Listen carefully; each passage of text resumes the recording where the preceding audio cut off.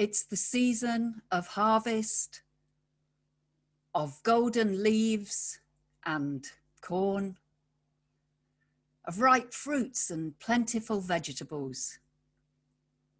And our planet Earth home is spinning, moving us towards the autumn equinox, when for us here in the northern lands, the days and the nights are of equal length.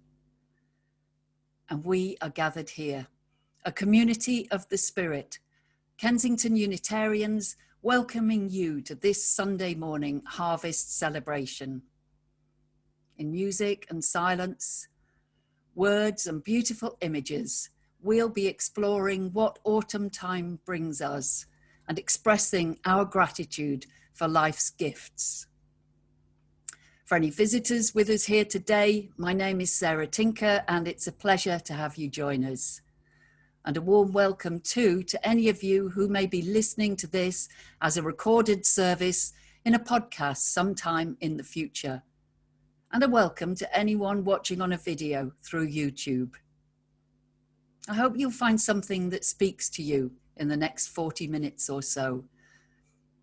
May the wearied find some rest and rejuvenation. May the worried find some yearned for peace of mind. And may the joy-filled find ways to share their good fortune with others. There's a place for you here. However you're feeling, wherever you have come from, whoever you choose to love, and whatever is going on in your life. And if you are here in person with us this morning, well, please feel free to sit back and switch off your video if you'd feel more comfortable not being on view.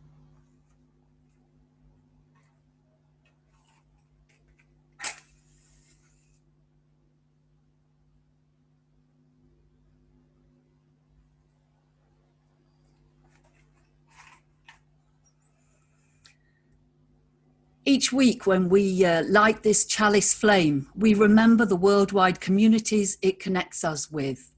And today I wanted to mention the work of the ICUU, the International Council of Unitarians and Unitarian Universalists. The ICUU's mission is to empower existing and emerging member groups to sustain and grow our global faith community, committed to a progressive, unfettered religious faith. And each month, the ICUU asks someone from one of their member countries to write words for chalice lighting. And these words for September were written by Minister Roos van Doorn from the Netherlands. He writes, "We are gathered here and now. For a moment, we've stopped working, studying, doing the dishes. There are no tasks, no emails, no phone calls. We're gathered to feel closer to each other, to feel closer to ourselves, to feel closer to our deepest inspiration. The stream of life that runs through our body and runs through the world. May we be open to see and hear in each other what our soul wants to say. And may this lit chalice flame remind us of our connection with one another, with gratitude for the stream of life running through us all."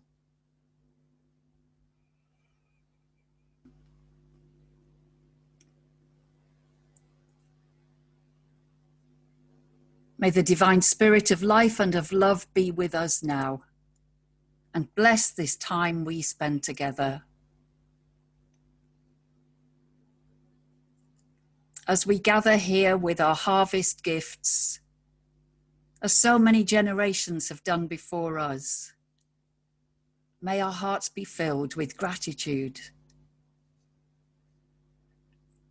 Gratitude that we have food to eat, somewhere to live, and fresh water to drink. Gifts that we would surely wish for all beings. And above all, let us be thankful for those most precious gifts, the gifts of life and love. This autumn time, let us give thanks for the abundance of our natural world, for the crops of the harvest time that delight us with their plenty. May each of us in this moment find something, however small, for which we can give thanks now.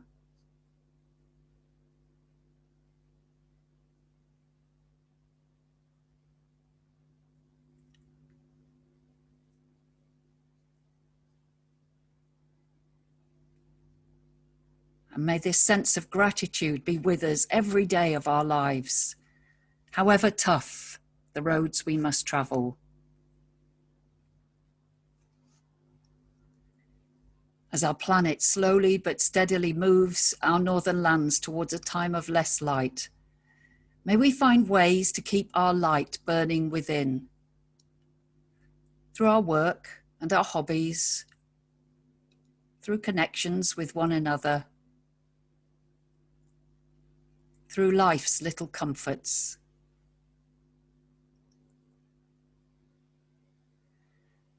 And as we hear the troubles of our wider world,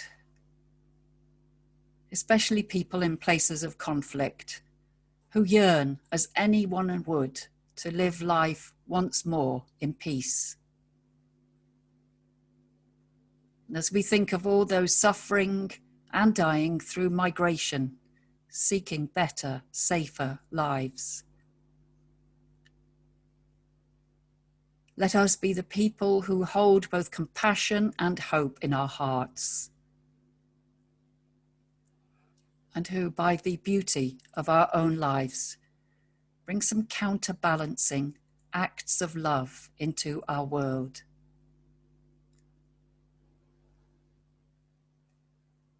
At this turning point of the year, let us find ways to rebalance our own lives. And may we this day know a love that transcends all human limitation. A love that fills us and spills from us and connects us one and all. Connects us with each other and with our wider world.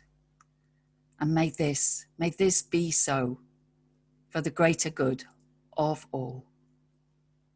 And to that aspiration, let us say together, if we so wish, Amen.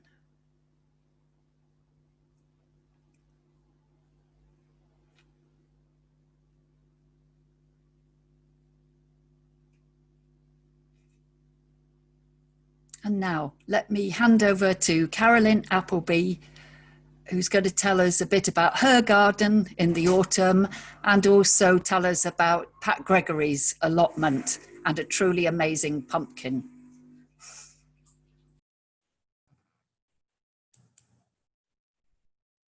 I've called this piece of writing September Harvest. You probably don't know that I chose the surname Appleby when I got divorced. It makes me think of all things rural, including my favourite fruit, apples. My favourite apples have always been Cox's. I'm not sure if they are necessarily Cox's, orange pippins, or not. Each species in nature has so many varieties. Shop-bought ones are seldom in supermarkets and they aren't flavoursome. And I can't get them in my local shops. I had always dreamed of having my own apple tree, but didn't think this was feasible in my small garden. However, last year, a distant friend told me she has a dwarf one. Therefore, I bought one too, and it was planted in March 2019. It replaced a self-seeded buddleia. I had been told that it would flower and fruit that year, but it did not. However, This year, its fortunes were different. Firstly, in springtime, the pink and white blossom appeared. Then, thrill of thrills, the fruit ripened, giving me a small number of sizable apples, plus some, though small, even so are ripe and tasty. There are but a few that have bites out of them by wild little creatures. I don't begrudge them. After all, they can't go to the shops, and it's good of them to share them with me. You will see from the photo that the apples are amongst my crop of Michaelmas daisies. These too are self-seeded, as much of my garden is. Another name for these light, traditional purple daisies is September. In a moment, Jane is going to show us 2 photos from my garden and 2 pictures of Pat Gregory's allotment. You'll see my little apple tree with its springtime blossom and its fruits alongside the Michaelmas daisies.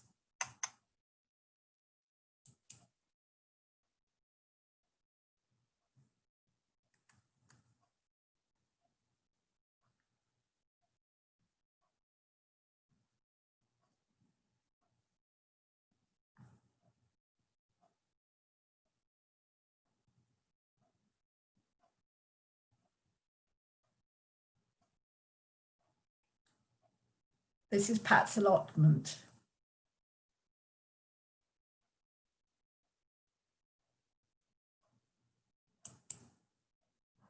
Doesn't Pat's allotment look wonderfully full of growing plants, especially that pumpkin?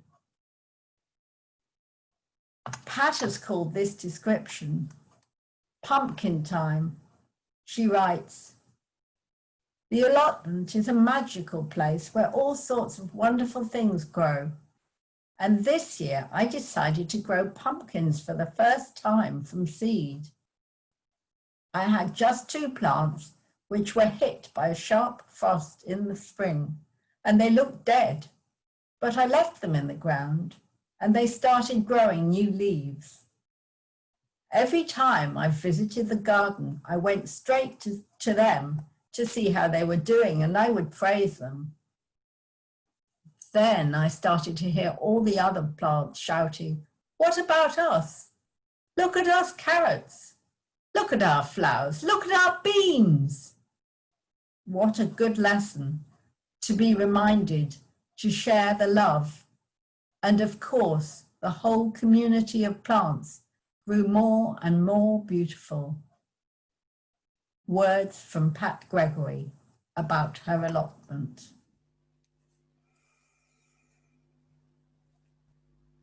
Well, thank you, Carolyn and Pat, for your thoughts about this time of year.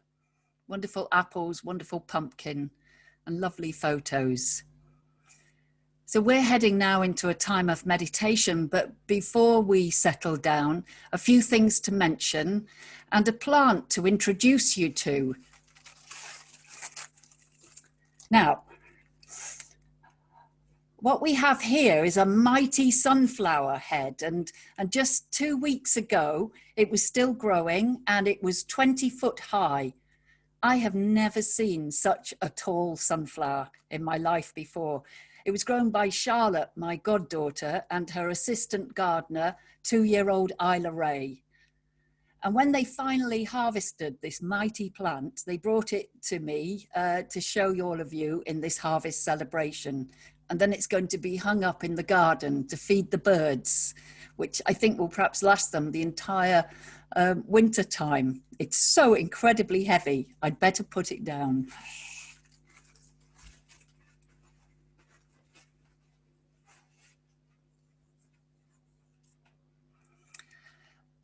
A sunflower like that, it's such an example, isn't it, of nature's generosity and nature's determination to reproduce.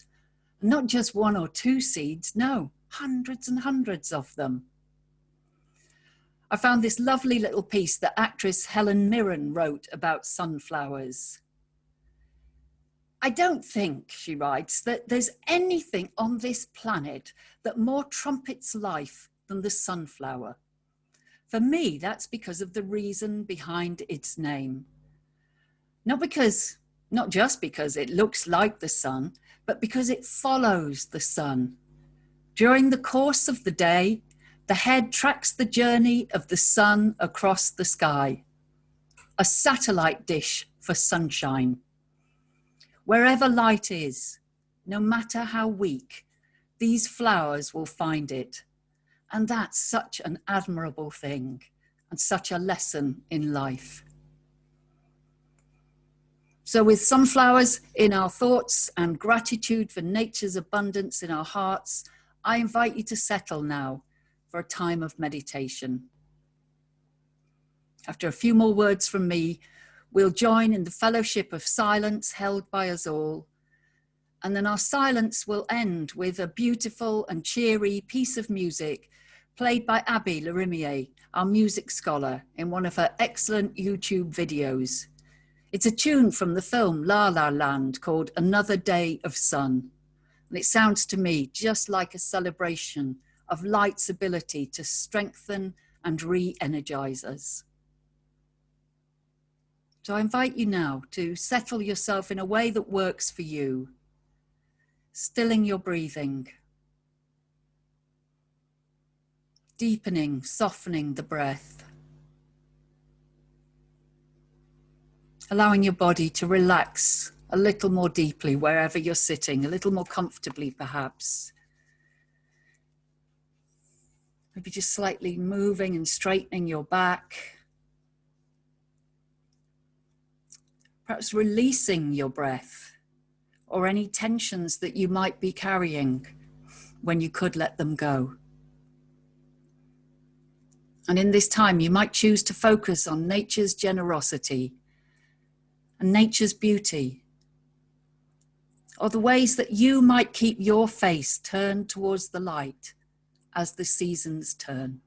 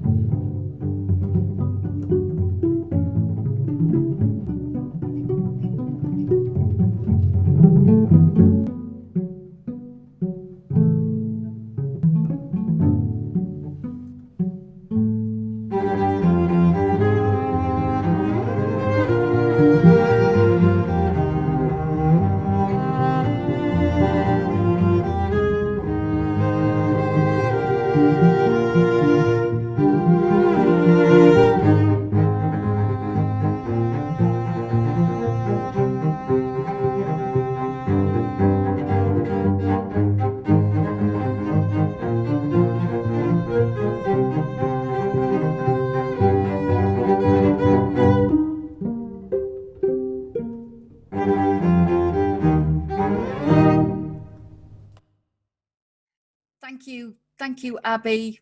That was a lovely, cheery piece of music for today. We suggested to everybody that you bring a piece of fruit or vegetable to this harvest gathering. And so this might be an ideal time for us all to switch to gallery view for a moment, and let's find our vegetables and then wave them at one another. And this is going to make a really lovely photo. Wouldn't you want to join a church that did this kind of thing on a Sunday morning? They all look so lovely. Thank you, everybody. And thank you, nature, for these great gifts.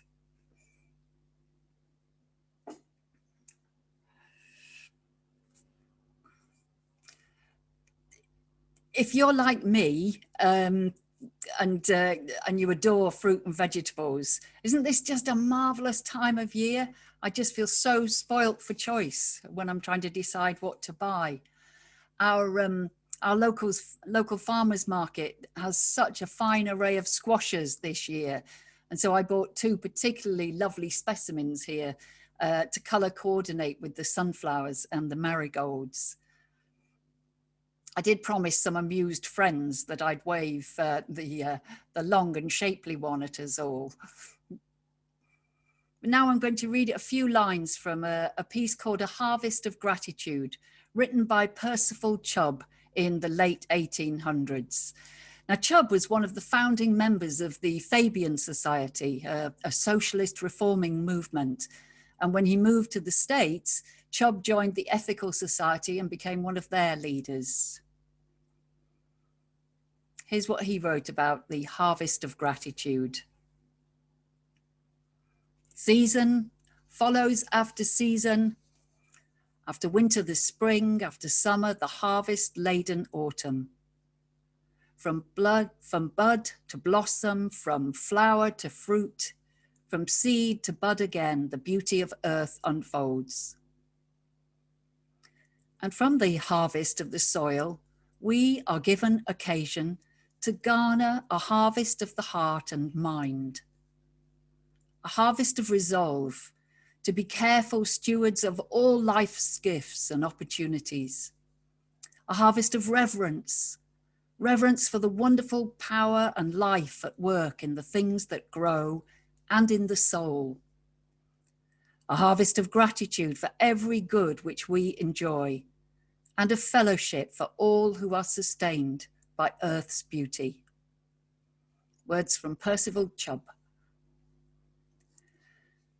This idea of gratitude for the harvest, it links us modern folk, not just back to 100 years ago and the Ethical Society, but way, way back to prehistory.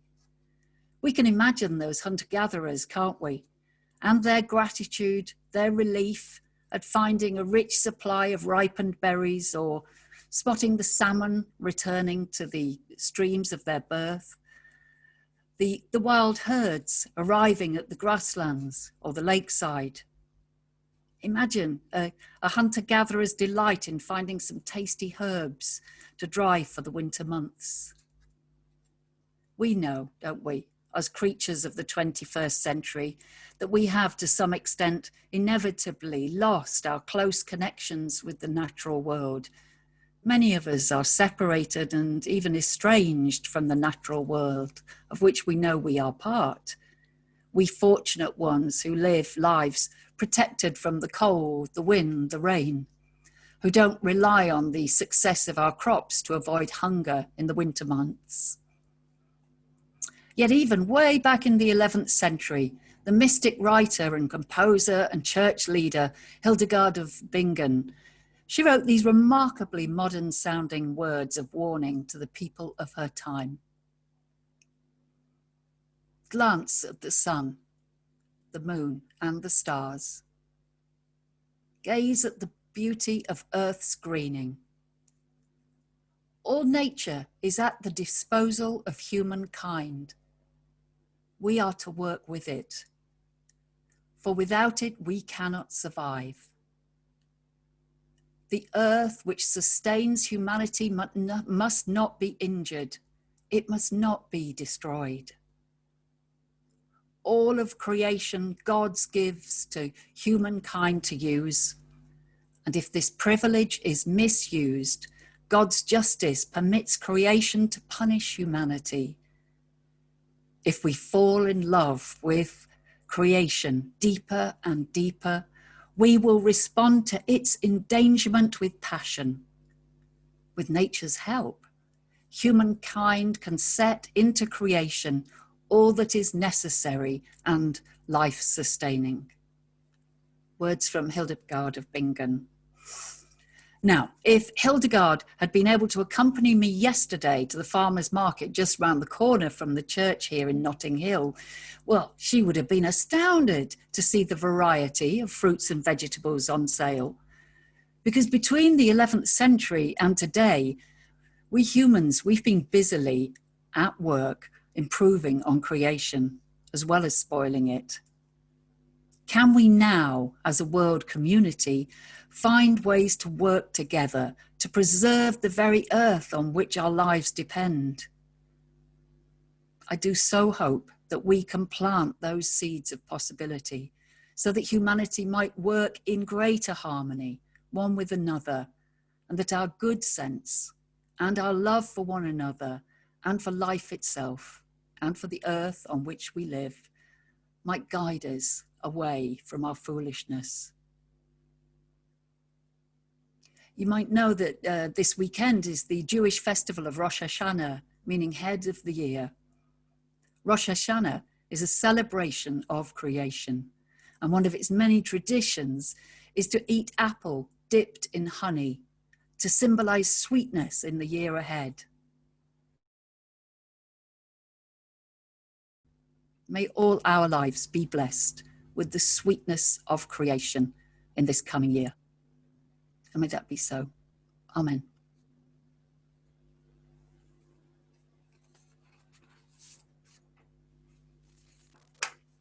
So we have an opportunity to sing a song now. If you'd rather just read the words that are going to appear on the screen, that's fine. But if you do like singing, this is an ideal opportunity to join in with great enthusiasm because we'll all be muted and nobody will hear us. We're going to be singing a traditional song of gratitude for the harvest called Give Thanks for the Corn and the Wheat That Are Reaped, sung to an old traditional melody. And thanks to the Music Society, the Unitarian Music Society, for this recording.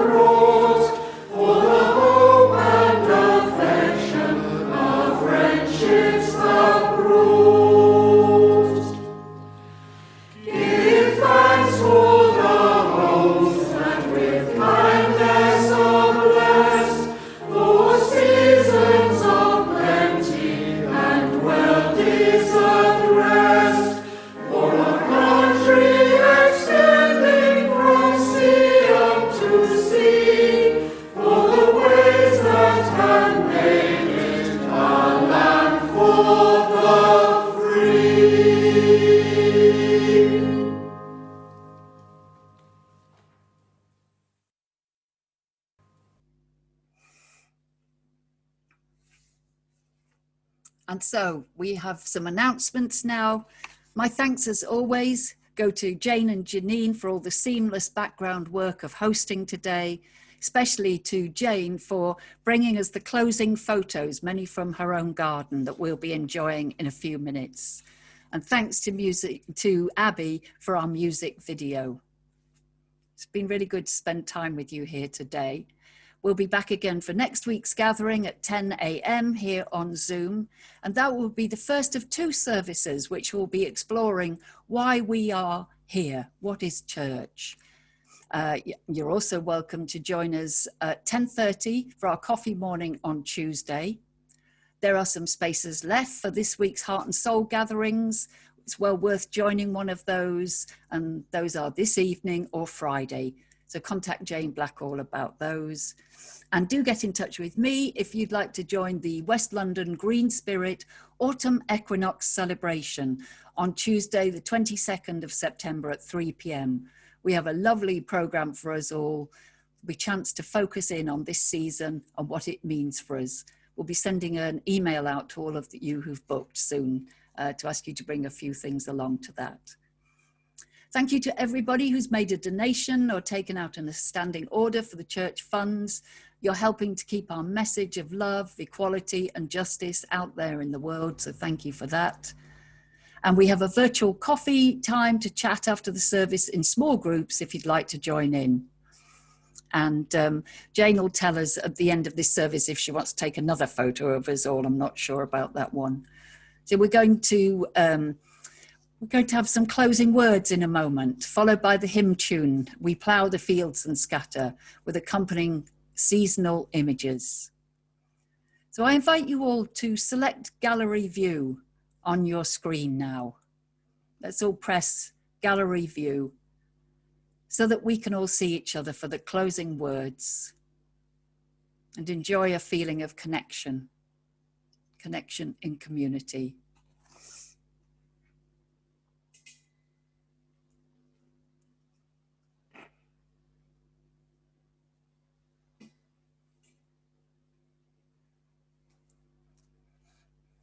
I extinguish our chalice flame, but not the warmth of this community.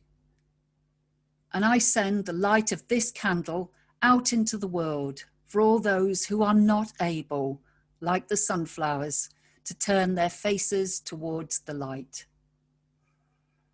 As we step out into the week ahead, may we harvest fruits of equality, love, and justice, and share our gifts with all those we meet. May we greet the changing seasons of our lives with understanding, knowing that this too shall pass, for all is movement and all is change. Travel well, everyone. Amen. Go well and blessed be.